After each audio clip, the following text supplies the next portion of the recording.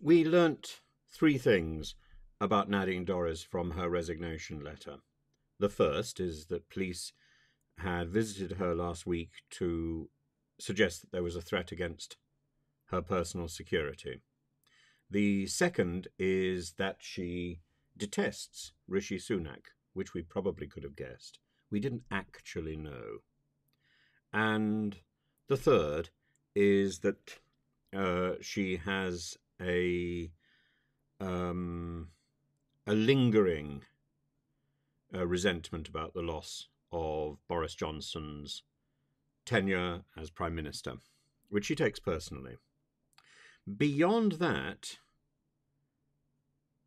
she intended to write a scathing letter, and it is an unbelievably inept and hopeless piece of writing from somebody who claims to be a novelist. Whoever wrote this letter, I think, is not the same person who wrote her novels, or she has an extremely good editor who looks after her in the publishing house, because this was in need of an edit, and it was in need of extra commas, extra punctuation, verbs in the right places, and so on. Sir Ed Davey, the Liberal Democrat leader, has said the people of Mid-Bedfordshire deserve better than the circus act that has followed the Conservatives for the past few months. That is why we put forward a strong local champion, Emma Holland-Lindsay, who will fight for every vote and bring constituents right to the heart of Parliament. I think it is possible the Liberal Party could win the Mid-Bedfordshire seat. I think it's highly unlikely, given Nadine Dorries's performance and her absence from the constituency, allegedly for the last year, that the Conservatives have any hope of winning. And instead of trying to smooth the passage for her successor, she has stirred up a rage against conservatism and against this administration. The Liberal Democrats are the bookie's favourite in Mid-Bedfordshire. In by-election after by-election across the blue wall, says Ed Davey, we have proven we are the only challengers to the failing Conservative Party. Well, maybe. The Labour Party also will benefit from Nadine Dorries's departure, but I think the more likely scenario is that the Liberal Party will win by default because people simply won't turn out to vote. What is the point, in a sense, given the fact that there is barely a year left of this stumbling and confused Parliament, government, administration? And we need a surer pair of hands. I thought I had a lot of confidence in Rishi Sunak. I thought when it originally came down to it, Rishi rather than Liz Truss. And so when Liz Truss failed so spectacularly and caused so much damage, I breathed a sort of sigh of relief when Rishi Sunak appeared. But then he ushered in Suella Braverman again to support him and to put forward the smashing of the small boats. The only way that the Conservatives can possibly win or scrape through in the next election is if the economy improves, and actually Rishi Sunak could well be the person to bring that about. But even though we've seen some improvement, it certainly hasn't got into people's pockets in the street, and it's unlikely to by the end of next year. So what Rishi is banking on is that he can offer some level of achievement in the small boats field, and that, he hopes, will be the Rwanda policy. Somehow he has been convinced, hoodwinked into thinking this is a good thing. The Rwanda policy sets up problems for the future, the like of which this country has probably never imagined. Leaving the ECHR is nonsensical. Leaving or revising the 1951 Refugee Convention is an option. Leaving it is not one I would want, but Leaving it would at least give us an option to pursue some of the more wild fantasies of Suella Braverman.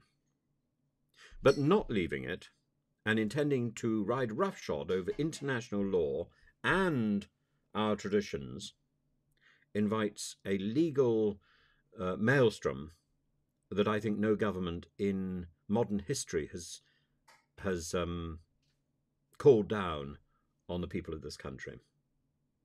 We are going to waste so much more money dealing with the mess that Suella Braverman leaves behind than we are possibly going to save in getting rid of migrants. If they go to Rwanda, we're going to have more Rwandans here. We've already got Rwandans here who are fast-tracked, it seems, through the Home Office system.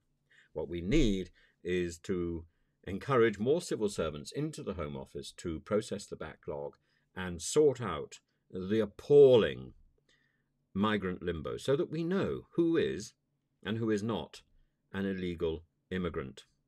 Because they're not defined by the way they got to this country, at least not in international law, and that is the one that will, I suspect, in the end be the dominant understanding in our courts and international courts. Unless we simply wish to defy the world, in which case I'm sure Russia and Belarus will welcome us with the open arms that Mr. Putin welcomed Mr. Prigozhin. I think the more likely scenario is that we are heading for electoral disaster, a hung parliament, which probably will end up being given to Labour, and Labour will limp on for 2 or 3 years.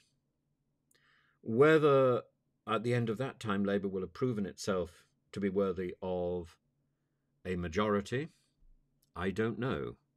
I would hope so, but I think it's unlikely, and I think we're probably looking at a further 10 years of chaos. All because of what? Because of an ideology based on a Brexit which wasn't thought out.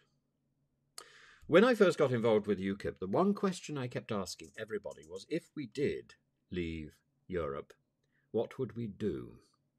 And nobody could ever explain that. And even during the referendum campaign, nobody could explain that. Nobody. And nobody has explained it since. I've been asking repeatedly, what are the Brexit benefits that we have achieved? What are the Brexit benefits we could have achieved? I'm all for dealing with reality as we have it, not reality as we want it. But even with that understanding, even accepting the Brexit we voted for, the Brexit of the referendum, we have made a pig's ear of it. And now we look at the letter from Nadine Dorries and we wonder why. Because our ministers are barely literate. Because they are incoherent. Because the only sensible phrases in her letter are slogans. I think she and Suella Braverman would have had a great time together, battering out these slogans and thinking they were constructing coherent sentences. There is nothing coherent. And I suspect it goes quite a long way through our current government and possibly through our parliament. We need to get away from this shorthand of communication. We need to start using real language and exchanging real ideas and having what I used to call a conversation.